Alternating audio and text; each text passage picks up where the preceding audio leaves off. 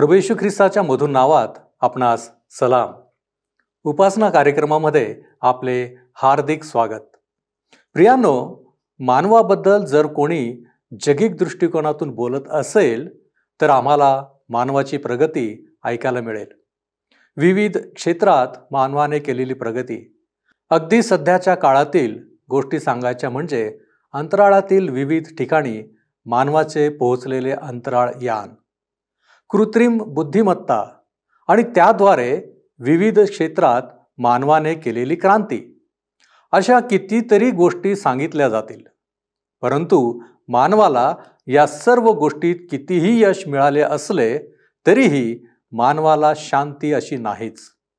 म्हणजेच जगिक दृष्टिकोनातून होणारी प्रगती अगदी उच्च स्वरूपाची जरी असली तरीही मानव आत्मिक प्रगतीमध्ये अजूनही मागेच आहे. जोपर्यंत भ्रष्टाचार आहे, एकमेकांसाठी प्रीती नाही, अनैतिकता मोठ्या प्रमाणावर आहे, तोपर्यंत आमची आत्मिक प्रगती होऊच शकणार नाही. आणि म्हणूनच आम्हाला परमेश्वराची धार्मिकता काय आहे हे जाणून घेणे आवश्यक आहे. प्रियांनो, आज आपण नवीन करारातील पौलाने लिहिलेले रोमकरास पत्र याचे अध्ययन करणार आहोत. या पत्राचा मुख्य विषय आहे परमेश्वराची धार्मिकता. माझी खात्री आहे या पत्राचा अभ्यास आम्हाला आत्मिक उन्नतीसाठी लाभदायक ठरणार आहे. तर मग चला प्रियांनो, आपण आपल्या अध्ययनाची सुरुवात करूया. श्रोत्यांनो, आज आम्ही रोमकरास पत्र ह्या पत्राचा परिचय करून घेणार आहोत. नवीन करारात हे पत्र प्रेषितांची कृत्ये ह्यानंतर आहे. प्रेषितांची कृत्ये ह्या पुस्तकात आम्ही पाहिले होते की परमेश्वराने कशा प्रकारे आपल्या कृपेच्या संदेशाला पापी मानवापर्यंत पोहोचवले. सर्वप्रथम त्याने आपल्या पुत्राद्वारे अर्थात येशू ख्रिस्ताद्वारे मानवाप्रती त्याचे जे प्रेम आहे ते प्रगट केले. मानवाच्या तारणाची किंमत अर्थात जे मूल्य ठरविले गेले होते ते स्वतःच चुकवले आणि स्वतःच्या पुत्राला बलिदान होण्यासाठी देऊन दिले.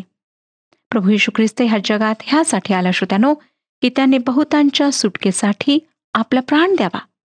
ह्या प्रकारे प्रभू येशू ख्रिस्ताच्या मृत्यूद्वारे मानवाच्या पापांची क्षमा होऊ शकली. तसेच त्याच्या पुनरुत्थानाद्वारे पापी मानव परमेश्वराच्या सन्मुख धर्मी ठरतो. परंतु ही कृपा विश्वासाद्वारे प्राप्त होते. आमचे पूर्वज अर्थात आदम आणि हव्वा ह्यांनी परमेश्वरावर संशय व्यक्त केला आणि संशय आल्यामुळे त्यांनी परमेश्वराच्या आज्ञेचे उल्लंघन केले.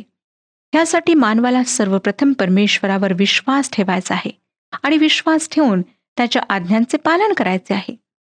फक्त विश्वासाद्वारेच आम्ही परमेश्वराला संतुष्ट करू शकतो. आता कोणावर, कोणत्या गोष्टीवर आणि कसा विश्वास करायचा आहे हे जाणून घेणे अत्यंत महत्त्वाचे आहे. मानवाला प्रभू येशू ख्रिस्तावर विश्वास ठेवायचा आहे. हा विश्वास ठेवायचा आहे की प्रभू येशू ख्रिस्ताने माझ्या पापांच्या मोबदल्यात आपला प्राण दिला. त्याला कबरेमध्ये गाडण्यात आले आणि तिसऱ्या दिवशी तो मृत्यूतून जिवंत झाला. हेच शुभवर्तमान आहे. वास्तविक पाहता श्रोत्यानो, हा ह्या जगाकरिता एक नवीन संदेश आहे. या संदेशाला स्वीकार करणे सोपे नाही, परंतु जो प्रभू येशू ख्रिस्ताला तारणारा म्हणून स्वीकारतो त्याला परमेश्वराची संतान होण्याचा अधिकार प्राप्त होतो. प्रभू येशू ख्रिस्ताच्या स्वर्गरोहणानंतर येशू ख्रिस्ताच्या 12 शिष्यांनी पवित्र आत्म्याने परिपूर्ण होऊन ह्याच शुभवर्तमानाला प्रभूच्या इच्छेनुसार गाजवले. प्रभूच्या योजनांना आम्ही प्रेषितांची कृत्ये 1 अध्याय आणि 8व्या वचनात पाहतो. येरुशलेमेत, सर्व यहुदियात, शोमरोनात व पृथ्वीच्या शेवटापर्यंत तुम्ही माझे साक्षी व्हाल. या प्रकारे ह्याच योजनेच्या अंतर्गत प्रभूने स्वतःसाठी प्रेषितांची सेवा नियुक्त केली. पेत्राला यहुद्यांसाठी व इस्रायल जातीकरिता तसेच पौलाला गैर यहुद्यांकरिता शुभवर्तमान सांगण्याकरिता आपला प्रेषित म्हणून नियुक्त केले. परंतु अन्य जातींमध्ये सेवेचे द्वार संत पेत्राद्वारेच उघडल्या गेले.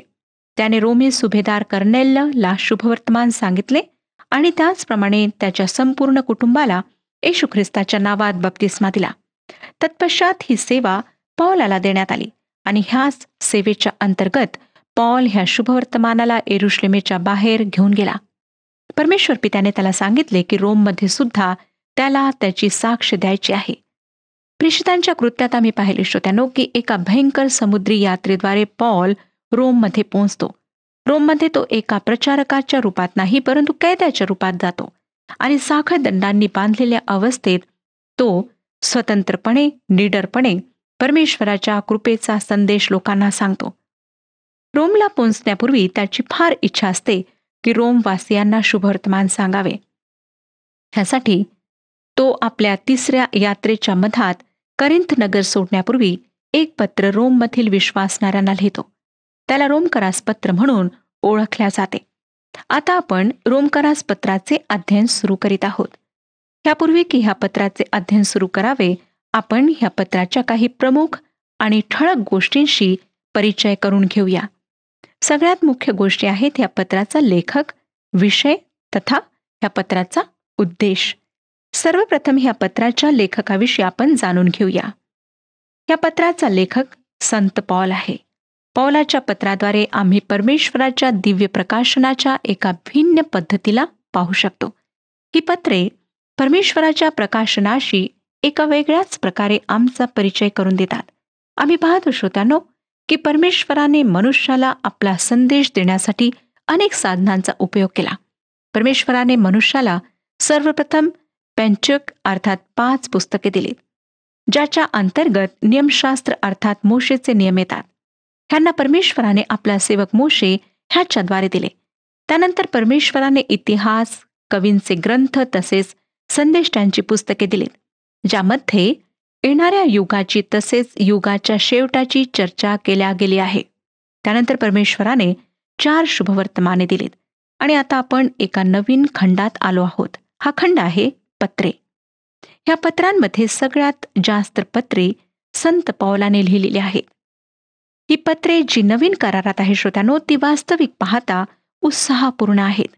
ज्या प्रमाणात तुमचा आणि माझा संबंध आहे, ही पत्रे फार वैयक्तिक आहेत आणि ह्यांना वाचून असा भास होतो की हे माझ्याकरिताच लिहिल्या गेले आहे.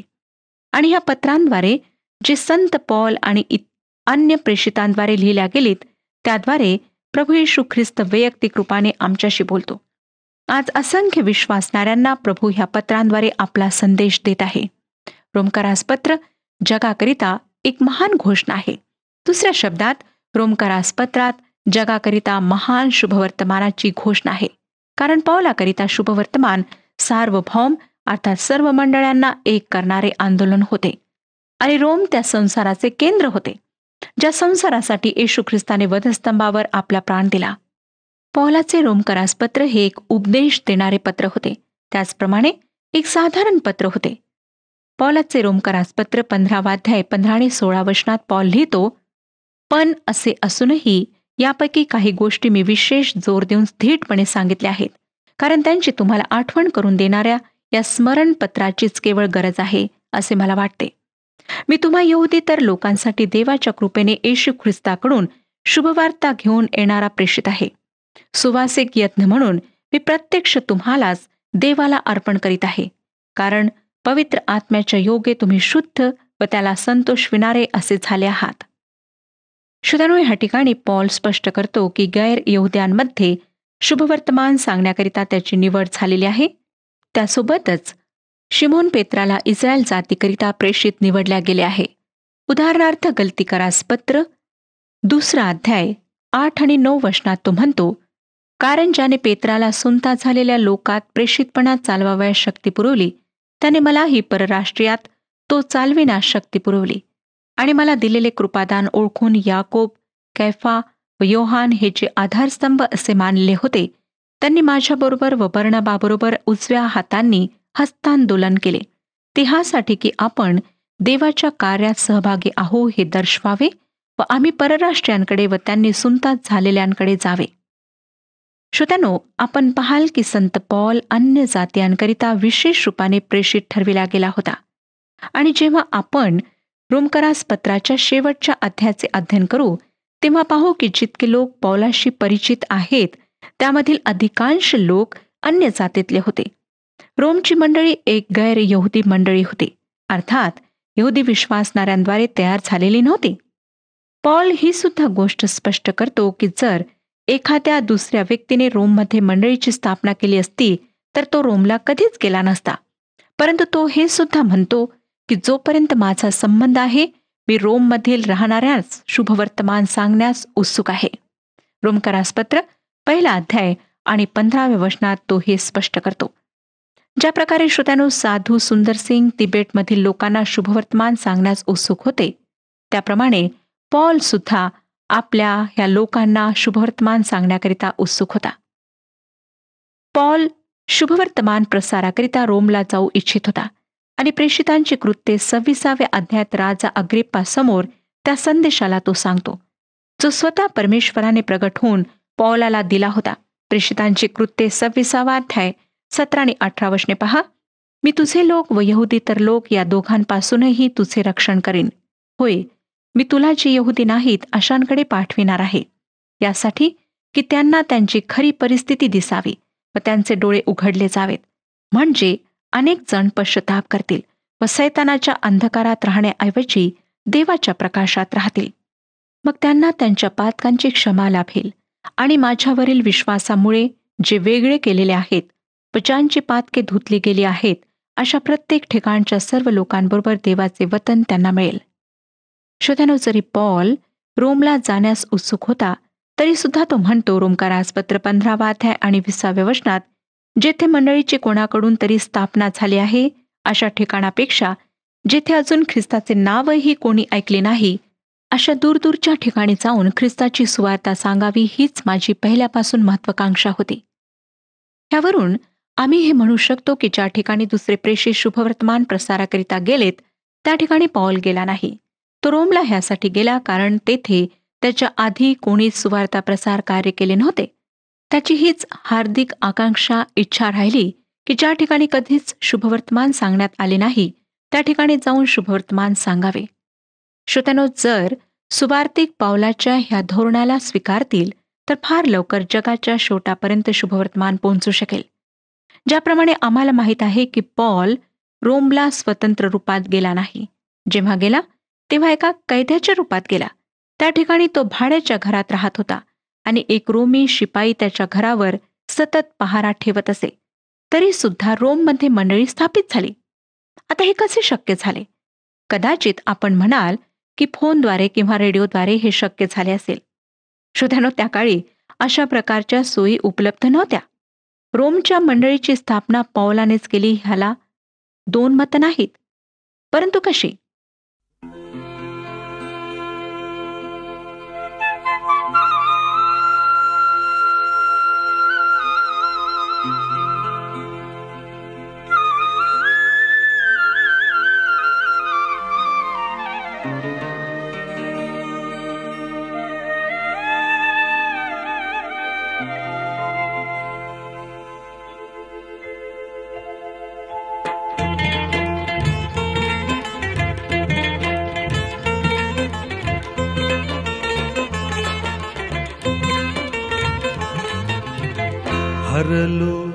हरलो मी प्रभु देवा, कैसी घडे तव सेवा.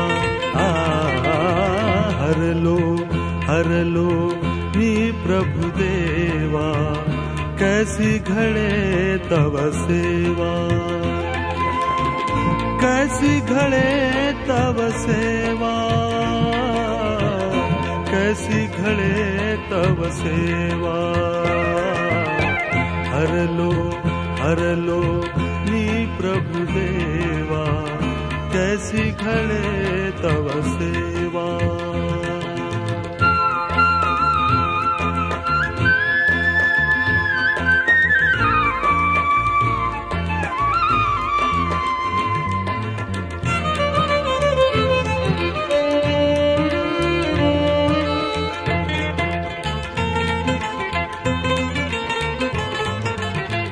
पापामधी मन लोळे, झाल्यावरती उघडती डोळे. दृढ निश्चय मी केले, परिते समयी व्यर्थची गेले. हरलो मी प्रभु देवा कैसी करूं तव सेवा।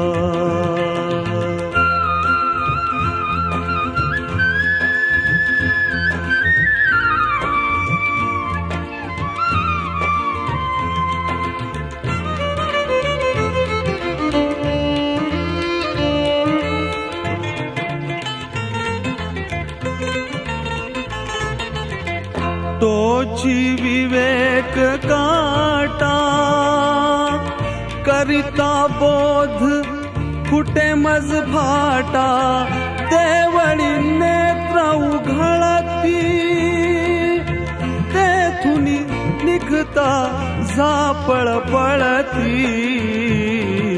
हरलो हरलो मी प्रभु देवा कैसी घडे तव सेवा, कैसी घडे तव सेवा, कैसी घडे तव सेवा। हरलो हरलो मी प्रभु देवा कैसी घडे तव सेवा, कैसी घडे तव सेवा, कैसी घडे तव सेवा। रोम एक अत्यंत आकर्षक नगर होते आणि पॉल रोमला कधीच गेला नाही। त्याच्या व्यतिरिक्त दुसरा प्रेषित सुद्धा तेथे गेला नाही, तरी सुद्धा तेथे मंडळी अस्तित्वात आली। ही आश्चर्याची गोष्ट आहे, ह्या शंका नाही। परंतु हे झाले कसे? मी आपल्या ह्या प्रश्नाचे उत्तर देते। प्रेषितांची कृत्ये ह्या पुस्तकात आपण पाहिले होते की पौलाने आपल्या यात्रेच्या वेळी रोमी साम्राज्यात तसेच इतर अनेक नगरांमध्ये भ्रमण केले। त्यावेळी रोमी साम्राज्याचा विस्तार फार अधिक होता आणि जेथे तो गेला तेथे अनेक पुरुष आणि स्त्रिया त्याच्या संपर्कात आलेत आणि त्यांनी परमेश्वराच्या कृपेच्या शुभवर्तमानाविषयी ऐकले आणि त्यांनी येशू ख्रिस्तावर विश्वास ठेवला। त्यापैकी बरेच लोक पुन्हा रोम नगराला वापस गेलेत। त्यापैकी एक उदाहरण ॲक्विला आणि प्रिसिल्ला ह्या दंपतीचे आहे। त्यांच्याविषयी आम्हाला प्रेषितांची कृत्ये 18 अध्याय 1 ते 3 वचनांमध्ये वाचायला मिळते। ह्यानंतर हे दोघे पौलासोबत इफिसला गेले आणि त्या ठिकाणी येशू ख्रिस्ताचे साक्षीदार झालेत। त्यांनी अपुल्लोला शुभवर्तमान सांगितले आणि जेव्हा पौलाने रोमी रहिवाशांना पत्र पाठवले तेव्हा हे दोघे पुन्हा रोमला वापस आले आणि पौलाने त्यांना सुद्धा नमस्कार पाठविला। ह्या प्रकारे पॉल रोममध्ये राहणाऱ्या बऱ्याच लोकांना ओळखत होता आणि ते लोक सुद्धा पौलाविषयी जाणून होते। ह्या प्रकारे पॉल तेथील लोकांना रोममध्ये न भेटता अन्य ठिकाणी भेटला होता आणि येशू ख्रिस्तासाठी त्याने त्यांना जिंकले होते। ह्या प्रकारे पौलाने रोमपासून अत्यंत दूर राहून तेथील मंडळीची स्थापना केली। ज्यांना त्याने येशू ख्रिस्ताविषयी सांगितले ते लोक रोममध्ये जाऊन स्थायिक झालेत। ह्या प्रकारे रोमला न जाता पौलाने रोममध्ये मंडळीची स्थापना केली। दुसऱ्या शब्दात सांगायचे म्हणजे रोममध्ये कोणताच प्रेषित गेला नाही। श्रोत्यांनो, ज्यावेळी पौलाने रोमच्या रहिवाशांच्या नावावर आपले पत्र पाठविले तोपर्यंत त्याने रोम नगर पाहिले नव्हते, परंतु रोम एक अशा जलयानाप्रमाणे होते जो उंच उंच लाटा उसळतो, ज्या दूर किनाऱ्यापर्यंत जातात। त्यांचा प्रभाव रेडिओ प्रसारणाप्रमाणे होता जो विशाल क्षेत्राला प्रभावित करतो। संत पॉल रोमी साम्राज्याच्या अनेक गोष्टींशी परिचित होता। तो ह्या विशाल साम्राज्याच्या अनेक नगरे आणि उपनगरात राहिला। तो फिलिप्पी तसेच थेसुलनिके सारख्या रोमी नगरात राहिला। त्या ठिकाणची संस्कृती, भाषा, राहण्याची पद्धती, नियम, रीतिरिवाज ह्यांना त्याने पाहिले होते। तो रोमच्या रस्त्यांवर चालला, मुख्य मार्गावर रोमी शिपायांना भेटला, बाजारामध्ये त्यांना भेटला, रोममधील तुरुंगात झोपला, रोमी न्यायाधीशापुढे उभा राहिला आणि रोमी नागरिकत्वाचे सारे लाभ त्याने उपभोगले। जरी श्रोत्यानो पॉल रोमला गेला नव्हता तरी त्याला तिथल्या सर्व गोष्टी माहीत होत्या। जगाच्या ह्या राजधानीच्या मध्यबिंदूपासून संसारातील सर्व भटकलेल्या लोकांना तो शुभवर्तमान सांगू इच्छित होता की देवाने जगावर एवढी प्रीती केली की त्याने आपला एकुलता एक पुत्र दिला, यासाठी की जो कोणी त्याचवर विश्वास ठेवेल त्याचा नाश न होता त्याला सार्वकालिक जीवन प्राप्त व्हावे। रोमकरास पत्राचा मुख्य विषय आहे परमेश्वराची धार्मिकता. आणि जेव्हा या पत्राच्या विषयावर आम्ही विचार करतो तेव्हा आम्ही स्वतःला एक अपूर्ण अर्थात अपुऱ्या अशा रूपात पाहतो. हा तो संदेश आहे श्रोत्यानो, जो युगांपासून मानवाला देण्यात येत आहे. परमेश्वराची धार्मिकता, परमेश्वराचे नीतिमत्व हे आम्हाला सांगण्यात येत आहे. दुःखाची गोष्ट ही की संसार, हे जग ह्या विषयाविषयी ऐकू इच्छित नाही आणि नाही तो परमेश्वराच्या धार्मिकतेला स्वीकारू इच्छितो. हे खरं आहे श्रोत्यानो की आज संसार मानवाद्वारे प्रशंसा आणि गौरवाची चर्चा ऐकू इच्छितो. परमेश्वरापेक्षा मानवाला अधिक उंच उठू पाहतो. मी ह्या गोष्टीशी पूर्णपणे सहमत आहे की आज कोणतेही सेवा कार्य जे मानवाला गौरव देण्याच्या हेतूने केल्या जाते, जे मानवाचे गौरव करणे शिकवते, जे मानवाची भ्रष्टता आणि दुराचरणाला प्रगट करीत नाही आणि जे हे प्रगट करीत नाही की मानव पूर्णतः भ्रष्ट आहे आणि त्याचा सर्वनाश होणार, आणि जे शिक्षण ह्या सत्याला प्रगट करीत नाही, ते कार्य, ते शिक्षण कशाही प्रकारे मानवाचा उपचार करू शकत नाही, नाही मानवाचे कल्याण करू शकते. श्रोत्यानो, मानवाच्या पापाचा एकमात्र उपचार आहे प्रभू येशू ख्रिस्त. मानवाच्या पापाचे निवारण तसेच त्याचे उत्थान, त्याचे कल्याण केवळ परमेश्वराचा पुत्र येशू ख्रिस्त ह्याच्याच द्वारे संभव आहे. हा उपचार तो आहे जो परमेश्वराद्वारे मानवाला देण्यात आला आहे. हे परमेश्वराद्वारे दिल्या गेलेले एक वरदान आहे. पवित्र शास्त्र बायबल सांगते की प्रभू येशू ख्रिस्त आमच्या पापांमुळे पकडला गेला आणि आम्हाला नीतिमान ठरविण्यासाठी मृतांमधून पुन्हा जिवंत झाला. प्रभू येशू ख्रिस्त परमेश्वराची धार्मिकता आहे, जी विश्वासाद्वारे प्रत्येक पाप्याला परमेश्वरासमोर धार्मिक ठरवते. रोमकरास पत्राचा हाच प्रमुख संदेश आहे. या संदर्भात मी आपले लक्ष लूका शुभवर्तमान 23 अध्याय 39 ते 43 ह्या वचनांकडे वेधू इच्छिते. लूका शुभवर्तमान 23 अध्याय 39 ते 43 वचने. वधस्तंभावर खेळलेल्या त्या अपराध्यांपैकी एकाने त्याची निंदा करून म्हटले, तू ख्रिस्त आहेस ना? तर स्वतःला व आम्हाला वाचीव. परंतु दुसऱ्याने त्याचा निषेध करून म्हटले, तुलाही तीच शिक्षा झाली असता तू देवाला सुद्धा भीत नाहीस काय? आपली शिक्षा तर यथान्याय आहे, कारण आपण आपल्या कृत्यांचे योग्य फळ भोगीत आहोत. परंतु ह्याने काही अयोग्य केले नाही. मग तो म्हणाला, अहो येशू, आपण आपल्या राजाधिकाराने याल तेव्हा माझी आठवण करा. तो त्याला म्हणाला, मी तुला खचित सांगतो, तू आज माझ्याबरोबर सुखलोकात असशील. श्रोत्यानो, ह्या ठिकाणी त्या पश्चातापी डाकूचे वर्णन आहे. त्याला रोमी सरकारने अपराधी घोषित केले होते आणि त्याला रोमी साम्राज्यात राहण्यास अयोग्य घोषित करून मृत्यूदंडाची शिक्षा ठोठावण्यात आली होती. परंतु ज्या व्यक्तीला रोमी सरकारने अयोग्य घोषित करून रोमी साम्राज्यात राहण्यास मनाई केली, त्याच भयंकर तिरस्कृत अपराध्याला येशू ख्रिस्ताने योग्य बनवले आणि स्वर्गाच्या राज्यात राहण्यास निमंत्रण दिले. येशू ख्रिस्ताने त्याला म्हटले, तू आज माझ्याबरोबर सुखलोकात असशील. येशू ख्रिस्त भटकलेल्या पापी लोकांना वाचवतो. या संसाराने ज्यांना दोषी ठरवले आहे त्यांना निर्दोष आणि पवित्र ठरवतो. ह्या संसारात ज्यांना मृत्यूदंडास योग्य ठरविण्यात आले आहे त्यांना सार्वकालिक जीवनाकरिता योग्य बनवतो. परमेश्वर तुमच्या आणि माझ्यासारख्या भटकलेल्या पापी लोकांना स्वतःकडे वापस आणतो आणि परमेश्वराच्या कुटुंबात सामील करतो. आम्हाला परमेश्वराची संतान बनवतो. हे कार्य कसे संभव होते? हे परमेश्वराच्या एकुलत्या एक पुत्राच्या अर्थात येशू ख्रिस्ताच्या वधस्तंभावरील मृत्यूद्वारे संभव होते. परमेश्वराने आमच्या पापांच्या क्षमेची किंमत वधस्तंभावर चुकती केली आहे. हे कार्य ह्यासाठी नाही झाले की तुम्ही आणि मी फार चांगले आहोत किंवा फार योग्य आहोत. मुळीच नाही श्रोतानो, ह्यासाठी झाले की परमेश्वराने मानवाशी फार अधिक प्रेम केले. आपल्या ह्या महान प्रेमामुळे विवश होऊन त्याने मानवाला सर्वनाशापासून वाचविण्याचा उपाय केला.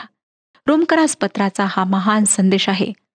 बायबलच्या विद्वानांचे मत आहे की रोमकरास पत्रामध्ये निश्चितच समाजाला सुधारण्याची शक्ती आहे आणि मंडळांचे सुधारण्याचे कार्य या पुस्तकाच्या अभ्यासाशी फार निकडीने जुळलेले आहे. ह्या पुस्तकाचे जितके सखोल ज्ञान प्राप्त होईल तितकाच अधिक प्रभाव पडेल. या पत्राच्या अभ्यासामुळे मंडळीच्या जीवनात फार विलक्षण अशी सुधारणा होते. जर आपणाजवळ पवित्र शास्त्र बायबल किंवा नवा करार आहे तर माझी आपणाला नम्र विनंती आहे की आपण अवश्य रोमकरास पत्र वाचा. प्रतिदिवशी फार सावधानीने ह्याला वाचा. ह्याला प्रार्थनापूर्वक पवित्र आत्म्याच्या मार्गदर्शनात वाचा आणि त्यावर मनन करा. हे पुस्तक ख्रिस्ती तसेच ख्रिस्तीतर प्रत्येक व्यक्तीसाठी उपयोगी आहे. हे पुस्तक आपल्या अंतःकरणाला परिवर्तित करण्यास अत्यंत सहाय्यक ठरेल. हे पत्र विश्वासणाऱ्यांकरिता अत्यंत उपयोगी आहे. विश्वासणाऱ्यांच्या विश्वासाला दृढ करण्यास सहाय्यक आहे. रोमकरास पत्राचे अध्ययन सुरू करण्यापूर्वी मी आपणाला सांगू इच्छिते की ह्या पुस्तकाचे 3 खंडात विभाजन केल्या जाऊ शकते. विश्वासाचा सिद्धांत, मानवजातीशी परमेश्वराच्या नीतीच्या आधारावर विभिन्न काळात जो व्यवहार होता त्याचे विभाजन आणि कर्तव्य. परमेश्वर ह्या विषयात आपले मार्गदर्शन करो आणि आपणातील प्रत्येकाला आशीर्वाद देव. हा कार्यक्रम आपणास आवडला काय? आता आम्हाला एक मिस कॉल करा आणि आपण पुढील विजेता होऊ शकता.